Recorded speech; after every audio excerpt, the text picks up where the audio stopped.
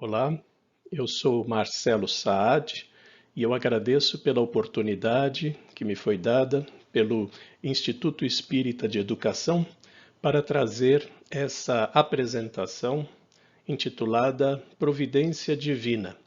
Ela foi construída com base no capítulo 25 do Evangelho segundo o Espiritismo, que trata do tema Buscai e achareis. Eu estou aqui falando em nome da Associação Médico Espírita de São Paulo, uma entidade que já tem 52 anos de existência, que faz atividades de ensino, pesquisa e assistência, tanto para médicos quanto para leigos na área da saúde. Estão todos convidados a conhecer as nossas atividades no site que está marcado aqui. Começamos com uma frase, um trecho do Evangelho destacado por Kardec para exemplificar este buscai e achareis. É o trecho que trata justamente da parte em que Jesus nos diz: Pedi e se vos dará, buscai e achareis, batei à porta e se vos abrirá. Porquanto quem pede, recebe, e quem procura, acha, e a aquele que bate à porta, abrir-se-á. Quem dentre vós daria uma pedra ao filho que lhe pede pão? Ou, se pedisse um peixe, dar-lhe-ia uma serpente? Ora, se vós, sendo maus, sabeis dar boas coisas aos vossos filhos, não é lógico que, com mais forte razão, vosso Pai que está nos céus dê os bens verdadeiros aos que lhe pedirem. Está em Mateus e é uma frase, é um trecho bem conhecido do Evangelho. Vamos então entender, do ponto de vista espírita, o que é que ele significa. Em primeiro lugar, destacamos essa primeira frase, Pedi e se vos dará, buscai e achareis, batei à porta e se vos abrirá. É um trecho em que nós, como espíritas, interpretamos como sendo um sinônimo de ajuda-te a ti mesmo, que o céu te ajudará. O nosso progresso é filho do nosso trabalho, porque este trabalho põe em ação as forças da inteligência. Então, quanto mais nós atuarmos para conquistar aquilo que nós desejamos, mais nós estamos colaborando para que as coisas aconteçam. Em seguida, destacamos esse trecho: quem pede, recebe, e quem procura, acha, e aquele que bate a porta, ela vai se abrir. Do ponto de vista espírita, pensamos nessa interpretação. Você anda e você chegará. Você vai topar com pedras. E essas pedras você mesmo vai ter que afastar.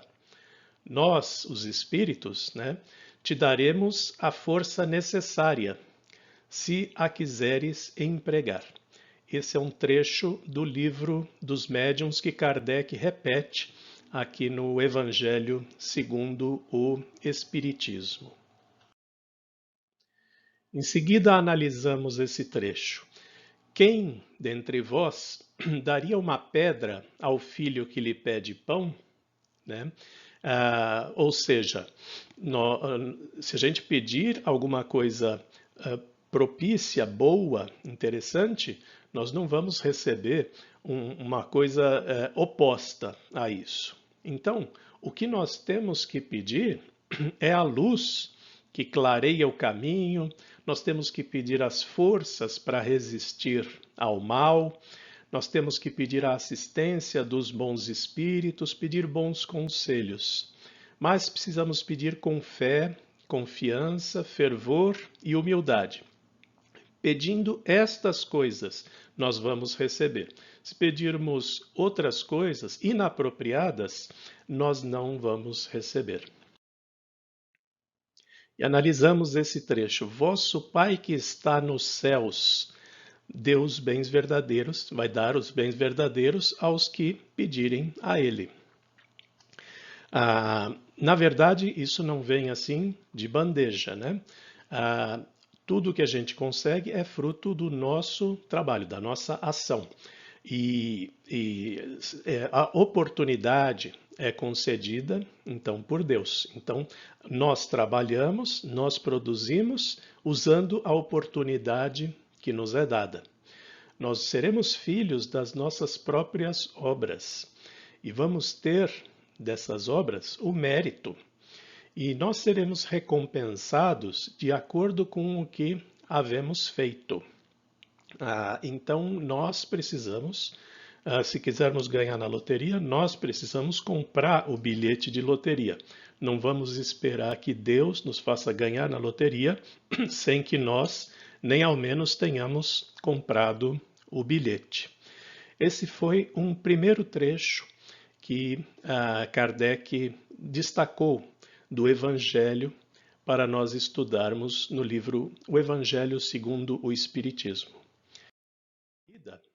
Vem este outro trecho, né? Também bastante conhecido. Observai os pássaros. Não semeiam, não ceifam, nada guardam, mas o vosso Pai Celestial os alimenta. Observai como crescem os lírios do campo. Não trabalham, nem fiam, porém, nem Salomão, em toda a sua glória, jamais se vestiu como um deles. Vosso Pai sabe que tendes necessidade. Buscai primeiramente o reino de Deus e a sua justiça, que todas as coisas vos serão dadas de acréscimo.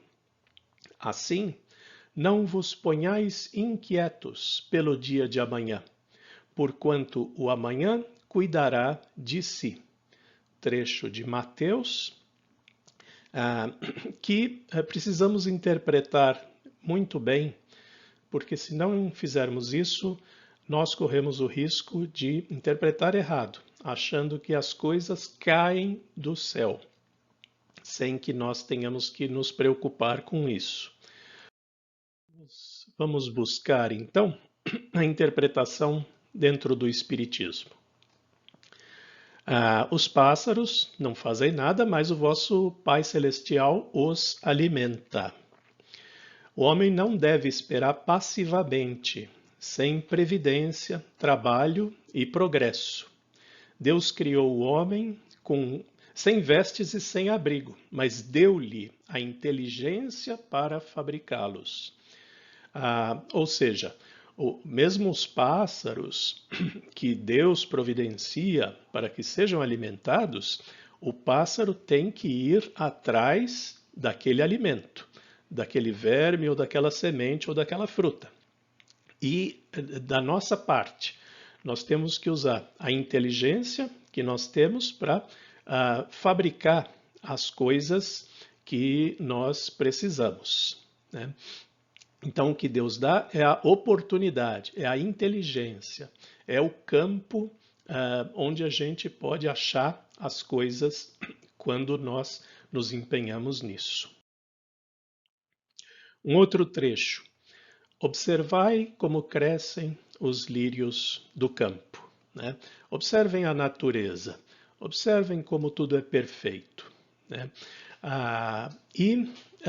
Nós precisamos nos alinhar com a natureza, também praticando as leis do amor. E a caridade e a fraternidade não vão ser decretadas através de leis. Se elas não estiverem no coração de cada homem, o egoísmo sempre imperará. Este seria um obstáculo para que nós não estivéssemos em contato pleno com a natureza. Só aqueles, os pássaros, os lírios, todos aqueles que estão em sintonia com a natureza é que podem almejar receber a ajuda divina.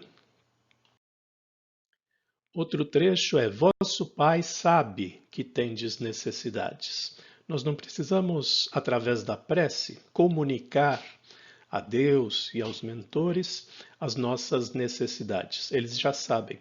Nós fazemos a prece para nós nos abrirmos à ajuda que venha do alto. E Deus provê nossas necessidades como for necessário. O homem que não sabe contentar-se com o que tem é deixado entregue à voz da consciência, a fim de que lhe sirva de lição para o futuro. Se nós abusarmos destas facilidades, dessas aberturas que são dadas pela providência divina, nós vamos acabar tropeçando naquilo que nós mesmos acumulamos em excesso. E aí vamos cair. E não é por causa da natureza ou por causa da providência divina. É porque nós estamos querendo mais do que o necessário. Jesus alerta: buscai primeiramente o reino de Deus e a sua justiça, que todas as coisas vos serão dadas por acréscimo. Nós já temos, neste momento, à nossa disposição os recursos necessários para as nossas tarefas aqui no planeta Terra, nesta encarnação.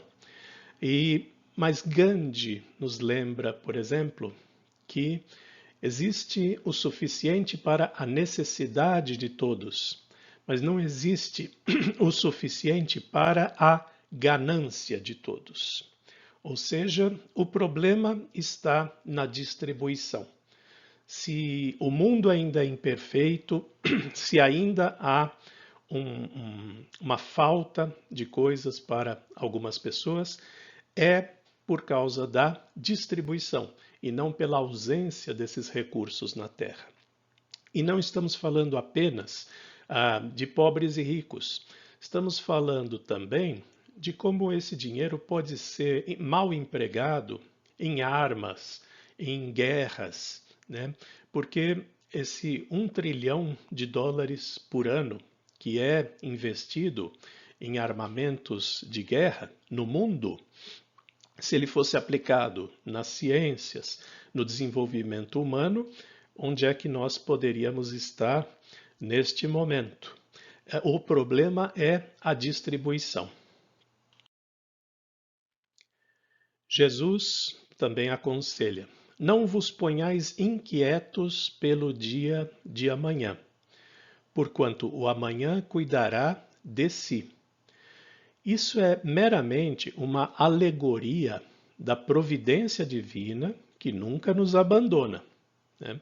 A providência nem sempre acode de modo material, mas inspira as ideias para sairmos da dificuldade. Então, este trecho não é para ser interpretado como não fazer planos, não tomar providências, né? Na verdade, ele diz assim: não imagine que a providência divina vai te abandonar amanhã. Ela vai estar presente amanhã, como está presente hoje, nos ajudando no que nós precisamos, o que nem sempre significa os bens materiais. E Jesus traz um outro trecho também. Não leveis dinheiro em vossos cintos, nem mochila para a viagem, nem 2 túnicas, nem calçados, nem bastão, pois o operário merece o seu sustento. Ao entrardes em uma cidade, procurai quem é digno de vos hospedar. Entrando na casa, saudai-a assim: que a paz esteja nesta casa. Se a casa for digna disso, a vossa paz virá sobre ela. Se não for, a vossa paz voltará para vós. Quando alguém não vos queira receber, nem escutar, sacudam a poeira dos vossos pés ao sairdes desta casa ou desta cidade. No dia do juízo, nem Sodoma e Gomorra serão tratadas tão rigorosamente quanto esta cidade. Trecho de Mateus, que também precisa ser bem interpretado à luz do que nós conhecemos no Espiritismo. Senão, também nós vamos nos enganar achando que as coisas caem do céu. Então, naquela época de Jesus, existiam os viajantes que viajavam por necessidade, não por turismo, né? Ninguém se punha a se mover de um lugar para o outro para se divertir. Então, esses viajantes, eles eram acolhidos quando chegavam em algum lugar. Existia uma norma de hospitalidade e se providenciava para esses viajantes os alimentos, tudo aquilo que ele pudesse precisar. Isso, então, naquela época em que um viajante, por necessidade, estava muito vulnerável e precisava mesmo dessas coisas. Mas Jesus fala para nem levar as coisas, porque essas vão surgir, né? Como é que nós podemos interpretar isso? Jesus fala: não leveis dinheiro em vossos cintos, nem mochila para a viagem, nem outras coisas. Naquele costume oriental, o viajante sempre encontrava acolhida. Se Jesus voltasse hoje, já não poderia dizer aos seus apóstolos: caminhem por aí sem provisões para pregar o evangelho. Então, já começa com essa reinterpretação mais atual de como nós podemos entender esses trechos, certo? Mas em seguida, Jesus fala: pois o operário merece o seu sustento. Jesus ensinava que seus discípulos confiassem na providência. Ao demais, eles, nada tendo, não despertariam a cobiça nos que os recebessem. Ou seja, se eles chegassem numa cidade, todos cheios de posses, cheios de adornos e outros bens, eles poderiam até ser vítimas de um roubo ou então da desconfiança das pessoas, porque não pareceriam pregadores, pareceriam mercadores ou gente que não mereceria um crédito pelas suas falas espirituais. Ele disse: chegando em algum lugar estranho, procurai quem é digno de vos hospedar.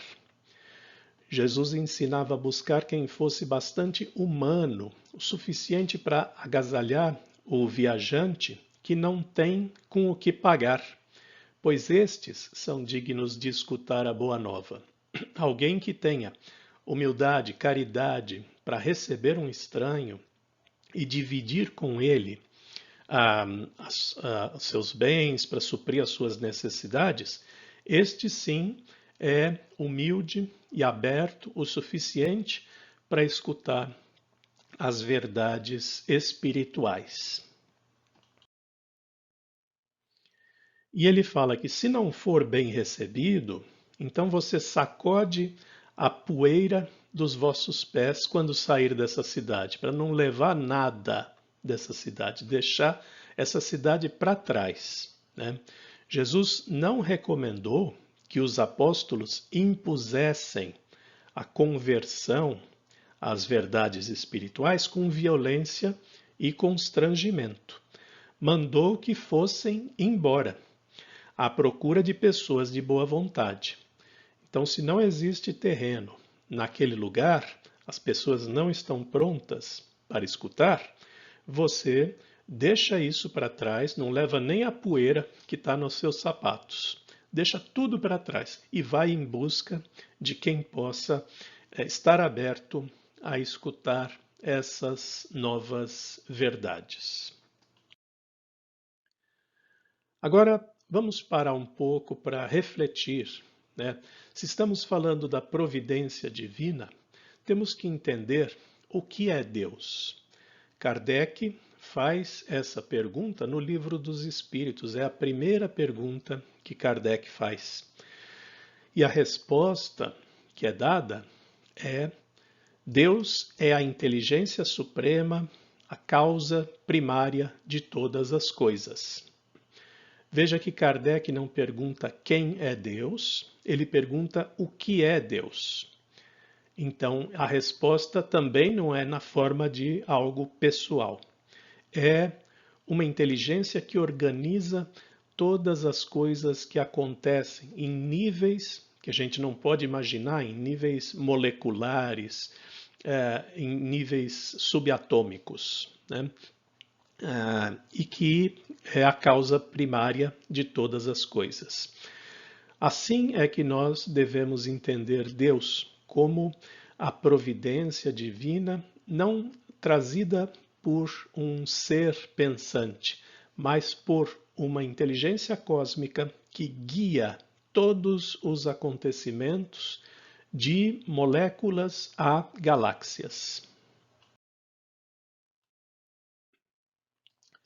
Por isso é que Jesus nos trouxe essas leis do plano espiritual quando trouxe essas bem-aventuranças, né?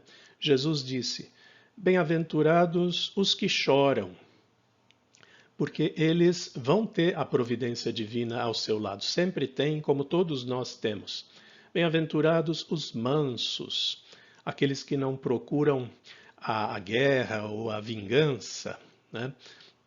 Bem-aventurados os que têm fome de justiça, porque Jesus fala que no plano espiritual eles não passarão por isso. Bem-aventurados os misericordiosos, né? Os limpos de coração, os pacificadores, os que sofrem perseguição atualmente no mundo material, né? Os pobres de espírito, aqueles que têm simplicidade, pureza de coração, né? O pobre de espírito é o, o rico em humildade, né? O pobre de espírito é aquele que é pobre em egoísmo. E assim, Deus vai dizendo o que nós podemos fazer aqui no plano material, né, sem nos importar com o dia de amanhã, né, esses que têm fome de justiça, esses que sofrem perseguição, esses sim é que não precisam se preocupar com o dia de amanhã, como vimos em outras passagens do Evangelho anteriormente. Eles podem ficar tranquilos porque leis que existem no plano espiritual vão garantir que tudo se acerte no final. E também Jesus nos prescreve aqui a mansuetude, a misericórdia, a simplicidade do coração como elementos que nós podemos praticar hoje e que favorecem o nosso desfecho espiritual. Portanto, são atitudes que nós podemos fazer agora para atrair a providência divina, para abrir os caminhos que a providência divina tenta construir para nós. Em resumo, vamos lembrar dos seguintes pontos, né? Ajuda-te a ti mesmo, que o céu te ajudará. Não podemos, com aqueles trechos sobre a providência divina, achar que as coisas vêm de graça, caem do céu, mas sim que quanto mais nós abrirmos esses caminhos, quanto mais nós estivermos abertos à ajuda que venha do alto, dos bons espíritos, da providência divina, mais nós vamos poder nos beneficiar disso. Existe uma frase que diz que sorte é quando preparação encontra oportunidade, né? Se eu vou ter um bom emprego, eu posso dizer que isso foi sorte. Mas, na verdade, é quando preparação, o meu currículo, tudo aquilo de experiência que eu já tive, vai encontrar a oportunidade, que é a vaga de emprego. Então, a sorte não é alguma coisa mágica. A gente se prepara e espera a oportunidade. E a gente precisa ficar atento à passagem da oportunidade. Os gregos representam uma entidade chamada Kairos, que é o deus da oportunidade. Este deus, ele tem asinhas nos pés, dizendo que a oportunidade passa rápido, e ele tem cabelo só na frente, só na parte da frente da cabeça. Na parte de trás, na nuca, ele não tem cabelos. Isso significa o quê? Que nós devemos estar atentos para quando a oportunidade está chegando. E aí sim, ela passando bem rápido diante de nós, nós estamos atentos, nós conseguimos agarrar essa oportunidade pelos cabelos da frente. Se nós estivermos distraídos, a oportunidade vai passar rapidamente por nós. E quando nós tentarmos agarrá-la, ela não tem cabelos atrás. Então, ela vai escapar de nós, né? Essa é a preparação, essa é a atenção que nós temos que ter para agarrar as oportunidades. Peça aos espíritos por luz, por forças, por assistência, por conselhos. Esse é o pedir e recebereis. Estas coisas nós vamos receber com certeza. Pedido de coisas materiais, nem sempre vamos ser atendidos, porque algumas vezes a privação é necessária para completar alguma lição que nós tenhamos que aprender. Não se deve esperar passivamente, sem previdência ou sem trabalho. Nós vamos construindo, usando o campo, o terreno, que a providência divina vai preparando para nós, né? Mesmo quando Jesus fala que Deus alimenta os pássaros, esse passarinho vai ter que voar até o fruto e usar o seu bico para fazer a sua alimentação. Só os filhotinhos é que são alimentados no ninho, bastando abrir a boca, alimentados por seus genitores. E a providência nem sempre acode de modo material. Então, se as coisas que a gente pede não são concedidas na hora, pode ser que estejamos pedindo as coisas erradas e precisamos ajustar a nossa forma de pedir. Essa é a mensagem que eu quis trazer para vocês.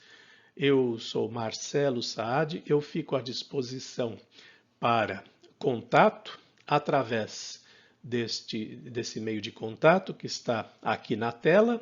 Eu agradeço pela oportunidade e fiquemos todos em paz, fiquemos todos com Deus.